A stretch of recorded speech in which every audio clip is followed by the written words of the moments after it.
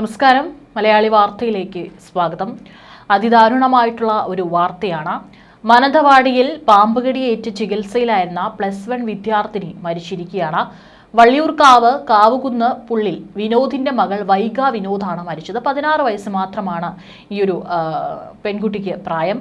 Mananthavady Arattuthara government higher secondary സ്കൂളിലെ വിദ്യാർത്ഥിനിയായിരുന്നു. ഇവിടെ പറ്റിയ ഒരു അബദ്ധം എന്ന് പറയുന്നത് കുട്ടിക്ക് പാമ്പുകടി ഏറ്റത് കുട്ടിയോ വീട്ടുകാരോ അറിഞ്ഞിരുന്നില്ലെന്നാണ്. അതാണ് പ്രാഥമിക വിവരം. അതുകൊണ്ട് തന്നെയാണ് ചികിത്സ വൈകുകയും കുട്ടിയുടെ മരണത്തിന് വരെ ഇടയാക്കുകയും ചെയ്തിരുന്നത്. ഈ പാമ്പുകടിയേറ്റത് എവിടെ നിന്നാണെന്നോ അല്ലെങ്കിൽ അത്തരത്തിൽ എന്തെങ്കിലും അസ്വസ്ഥതകൾ ആദ്യം തനിക്ക് തോന്നിയിരുന്നോ ഒന്നും തന്നെ കുട്ടി വീട്ടുകാരുമായിട്ട് ഒന്നും തന്നെ പങ്കുവച്ചിരുന്നില്ല. കഴിഞ്ഞ ദിവസം കുട്ടിക്ക് ശാരീരിക ബുദ്ധിമുട്ട് അനുഭവപ്പെട്ടതിനെ തുടർന്നാണ് വൈഗയെ മാനന്തവാടി ഗവൺമെന്റ് മെഡിക്കൽ കോളേജ് ആശുപത്രിയിൽ പ്രവേശിപ്പിച്ചത്. അപ്പോഴേക്കും കുട്ടിയുടെ സ്ഥിതിഗതികൾ വളരെ ഗുരുതരമായിട്ടുണ്ടായിരുന്നു. തുടർന്ന് നടത്തിയ വിദഗ്ധ പരിശോധനയിലാണ് പാമ്പുകടിയേറ്റ പാട് കുട്ടിയുടെ ശരീരത്തിൽ കണ്ടെത്തിയത്. ഉടൻ തന്നെ പ്രാഥമിക ചികിത്സ നൽകിയെങ്കിലും കുട്ടി അതീവ ഗുരുതരാവസ്ഥയിലായി. തുടർന്ന് വിദഗ്ധ ചികിത്സയ്ക്കായി മേപ്പാടിയിലെ സ്വകാര്യ മെഡിക്കൽ കോളേജ് ആശുപത്രിയിൽ എത്തിച്ചെങ്കിലും ജീവൻ രക്ഷിക്കാനായില്ല. വിനീതയാണ് മാതാവ്. കൃഷ്ണപ്രിയ സഹോദരിയാണ്.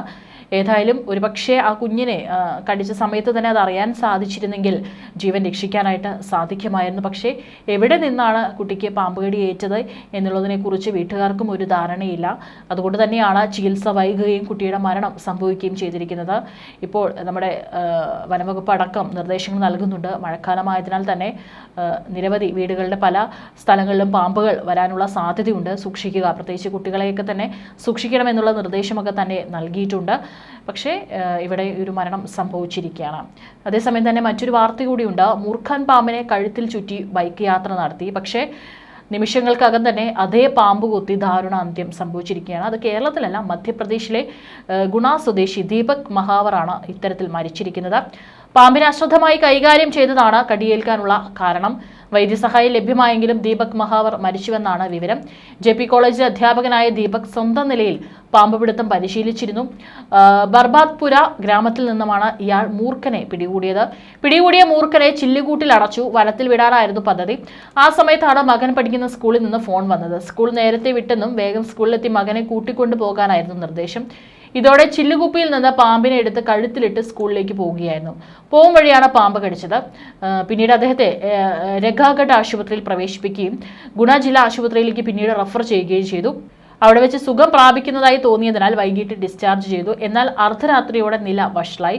ഗുരുതരാവസ്ഥയിൽ വീണ്ടും ആശുപത്രിയിലേക്ക് തിരികെ കൊണ്ടുവന്നു. പക്ഷേ കൂടുതൽ ചികിത്സ നൽകുന്നതിന് മുൻപ് മരിക്കുകയായിരുന്നു. അഡീഷണൽ പോലീസ് സൂപ്രണ്ട് മാൻസിംഗ് താക്കൂറിന്റെ വാക്കുകളാണിത്. പാമ്പുകളെ രക്ഷിക്കുന്നതിൽ പ്രദേശത്ത് അറിയപ്പെടുന്ന ദീപക് മഹാവർ ഒരു പ്രാദേശിക വന്യജീവി രക്ഷകൻ എന്നാണ് അറിയപ്പെടുന്നത്. JP കോളേജിൽ താൽക്കാലിക സ്റ്റാഫ് അംഗമായി ജോലി ചെയ്തിരുന്ന ദീപക് വർഷങ്ങളായി എണ്ണമറ്റ പാമ്പുകളെ രക്ഷിച്ചിട്ടുണ്ട്. അദ്ദേഹത്തിന്റെ പട്ടണത്തിലെ പലരും അദ്ദേഹത്തിന്റെ നിർഭയമായ ശ്രമങ്ങളെയും പ്രശംസിക്കാറുമുണ്ട്.